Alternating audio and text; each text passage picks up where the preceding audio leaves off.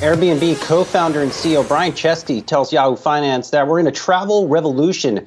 Julian, yours truly, sat down with Chesky to dig into his thesis.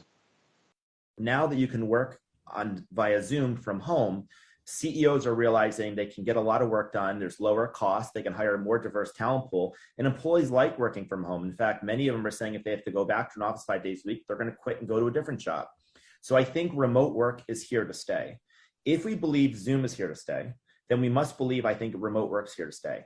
If we believe remote work's here to stay, then I think what we're saying is that for tens of millions of people, maybe hundreds of millions of people, they're not as tethered to one location. So now they can travel nearly anywhere, nearly any time. And when they do travel, they can stay longer. And we are seeing this in our data. Mondays and Tuesdays are our fastest growing days of the week for families. When they can, they're extending their trips.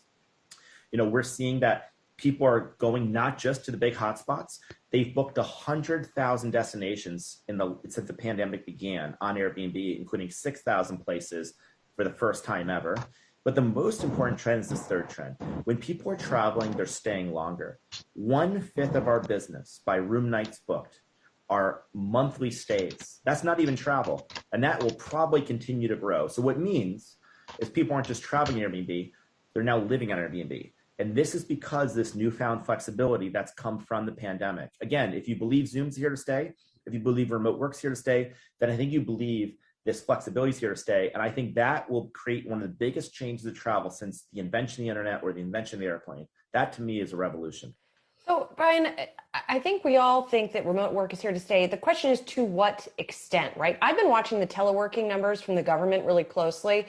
And in October, only 11.6% of people, full-time workers in the US, were teleworking at some point during that prior month because of the pandemic. And that's down from something like more like a quarter of all workers.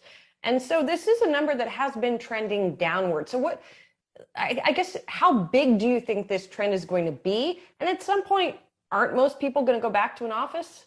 No way. There's no way I think people are mostly going back to an office. Let's break these down.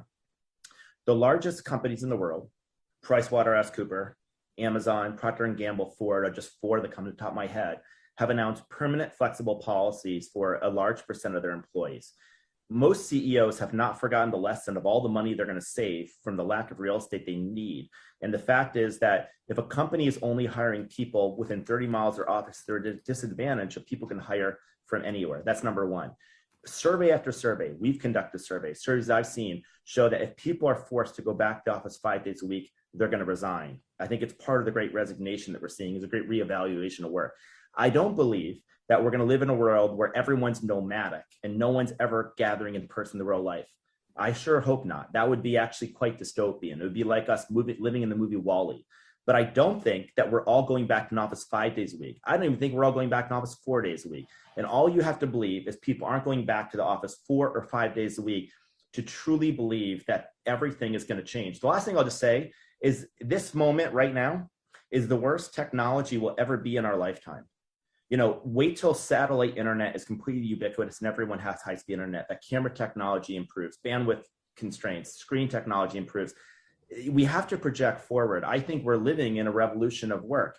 And so that's what I think. I'm going to go on record saying that. We can revisit this in a number of years, but I'm going to go in on the idea that flexibility is here to stay. But that doesn't mean everyone's nomadic. It's just they're not going back to 2019. Gotcha. Well, I guess if we're going like WALL-E, maybe the next phase of technology will take us to Airbnbs in space. I don't know where all of those threads go. I'm just curious for you personally, how this is all playing out. I mean, obviously you're at home or in what looks like a home-like setting behind you. I'm at my home. Have you been traveling and working? Have you been going back to the office at all? I've not been going. I've not gone back to the office. I think I went like once to do like a small little offsite, but I've not been back to the office and worked in 2 years or a year and a half. So let me break down. I'm in my San Francisco house. Last year, I spent a bunch of time living in New York. I intend to start to live I want to walk the talk and live anywhere. And so I'm probably going to go away and live somewhere else for the month of December, maybe even January, because I don't have to be in San Francisco. And as it gets cold, I think Mark Twain is the one who said the coldest winter I ever spent was a summer in San Francisco. So I might go somewhere else for a little bit of time as well. As far as going back to an office, I do hope we are going to all regather, but we're not going to go back 5 days a week or 4 days a week, probably not even 3 days a week. We're still figuring it out. We're not requiring people to come back to the office till next September, but even when we do, we're going to have to put out what our exact policy is. The trend I'm seeing is, you notice everyone said, oh, we're all come back to the office. Then it was hybrid. Now hybrid is becoming hybrid remote first with a lot of exceptions. Now manager discretion. Amazon said managers have discretion. I think you're going to see a world that's just going to keep trending to be more and more flexible. But I'll just say one last thing. Human connection in the real world matters. There are limits to what one can do digitally. And I do think this digitization of the world, though exciting, efficient, fast, has got a huge risk. Because then that's like the movie WALL-E. If we're all staring into screens, I don't think anyone's ever changed someone's mind in the YouTube comments section. I don't think offices should be only digital. I do think there's a reason why real human connection exists. But real human connection doesn't need to be in an office 3, 4, or 5 days a week. I think there's going to be other solutions that will be more sustainable to how people want to live in the future. Brian, well, if you are traveling around this holiday season, is your place up for rental? Can I stay at it? I would like to put my place up, and now that we have air cover, top to bottom protection, free for every host, I have a good reason to do it. So come on over. What is air cover, Brian? Take us through that. Great question. Thank you. Thank you. I had to do my kind of shameless pitchman plug for a second because I had to get a little corporate for a second. But let me just say, this is a really important thing. We're seeing a record number of people wanting to become hosts. It makes sense why a lot of people are quitting their jobs, they're reevaluating their life, and they're realizing supplemental income is a really nice thing that gives you more optionality. But as we survey people and ask, why aren't you hosting? The biggest reason we got was people were afraid that something was going to happen to their house. And though incidents are incredibly rare, we wanted to try to take this risk off the table. So we now provide $1 million of personal liability insurance if a guest gets hurt. We provide $1 million of damage protection. We cover deep cleaning protection, pet damage protection. So we're trying to provide as much protection as possible. We call it air cover because we give you air cover.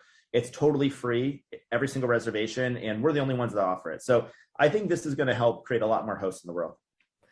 Brian, totally free for hosts, not free for you guys. What's the cost associated with air cover for you all? You did that big investment in marketing, and that's something that kind of comes and goes. Something like this doesn't come and go. Like once you spend this, you're always going to be spending it. That's right. But the interesting point is this is an expense we've had for 10 years. Because 10 years ago, we created the industry first Airbnb guarantee, which was a $50,000 guarantee. That became a $1 million guarantee. We've been paying for this for years. What Air Cover is built on top of this investment we made for the last 10 years. We've rebuilt the program top to bottom. It is incremental investment, but the vast majority of the cost we've already bared, and it's already in our P&L. Brian, this comes at a good time, I imagine, as we have seen the travel ban lifted. What are you seeing in bookings right now? And then what are you seeing as we look toward next year? Yeah, great question. So really interesting. When the pandemic hit, we lost 80% of our business in 8 weeks. And I think if you remember any headlines from April, a variety of headlines were like, is this the end of Airbnb? Will Airbnb exist? These were articles. We had a big rebound. The reason why was because people were traveling longer, they were staying nearby, and they were booking entire homes. That covered the gap of people that weren't crossing borders and they weren't traveling to cities. We are now, before borders had fully reopened in Q3, above 2019 levels. On October 15th, President Joe Biden announced that the U.S. borders would be reopened to international tourists starting November 8th, which was 2 days ago. That week, we saw a 44% increase in bookings on our platform for people coming to the United States. If that stat's any indication, I expect that all the benefit we've had from the pandemic will stay because flexibility is here and people are going to keep living in Airbnb. But we're going to now add cross-border travel in the mix. And I think that's going to be a huge boom to travel. That's my prediction.